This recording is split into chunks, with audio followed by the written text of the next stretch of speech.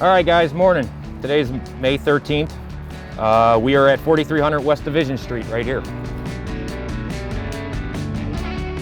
We've got a crew out here. We're going to trench in the street. We're going to be coring a couple manholes. And then we have another crew out here prepping to do a directional bore for conduit for fiber optic cable. Due to the pandemic going on right now, this utility work that we're doing is crucial, not only for communication, but for power, for gas, for livelihoods of people that are staying at home right now.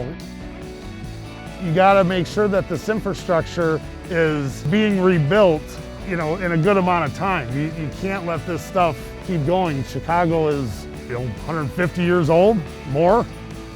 So things that have been on the ground for a long time have taken its toll and have outlived its lifespan. So pandemic or not, we got to keep going. The infrastructure and weather and everything else doesn't stop. So if we don't keep going and keep on top of this, it's going to fail. I think people take for granted the roads that they drive on, the sidewalks that they walk on, the water they drink. It all comes from people like myself and other construction workers that make it possible for them to have these necessities. Without them, I think it would be hard to live.